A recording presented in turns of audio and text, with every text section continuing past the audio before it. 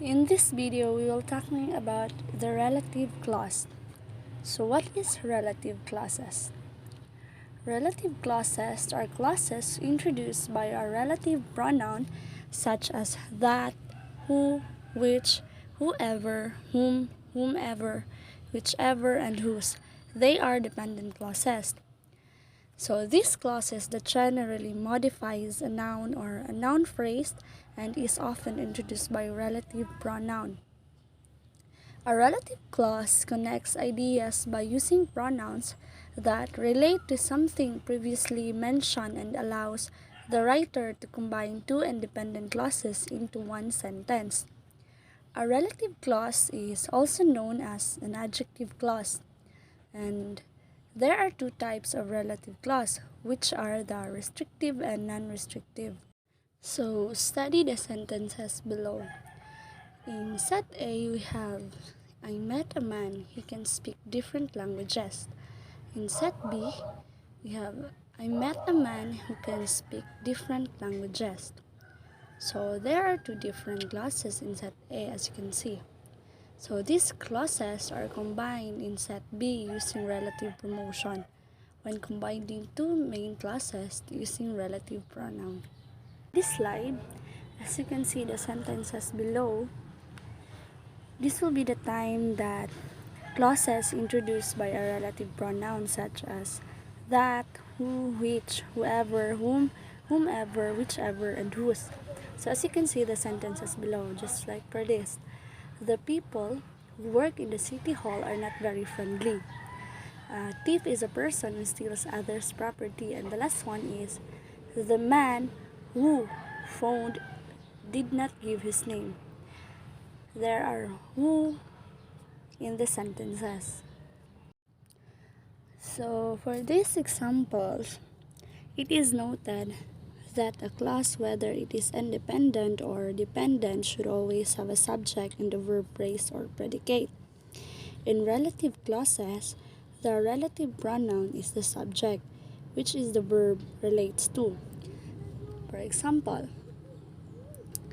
a thief is a person who steals others' property. So, a thief is the subject. It's a person. You can see it is a verb phrase.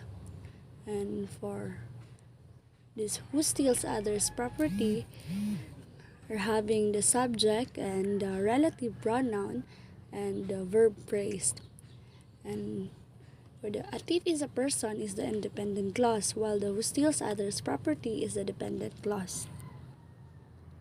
And the second example for relative clause is, the man who phoned did not give his name. So the man is the subject of the independent clause, while the did not give his name is the predicate of the independent clause, while who phoned is the relative clause.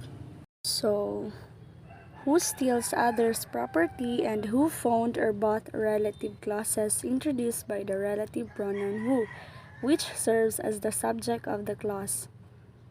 So when an independent clause is constructed as dependent relative clause, the relative clause functions as modifier. This functions as an adjective clause. As you can see for the example, the woman was carrying a purse. So the purse that the woman was carrying. You wanted the book. So the book that you wanted. And the third one is we believe in some people. So some people whom we believe. So relative clause are the main clause modifiers. Some relative clause have the ability to change the clause they modify. Moreover, they can modify the entire clause or series of clauses. So a relative clause that modifies the entire clause is called sentential clause. So the summary for this topic is that it connects ideas by using pronouns that relate to something previously mentioned and allows the writer to combine two independent clauses into one sentence. So the relative clause is also known as an adjective clause, and there are two types of relative clauses. restrictive and non-restrictive. So that's all for my part. Thank you for listening.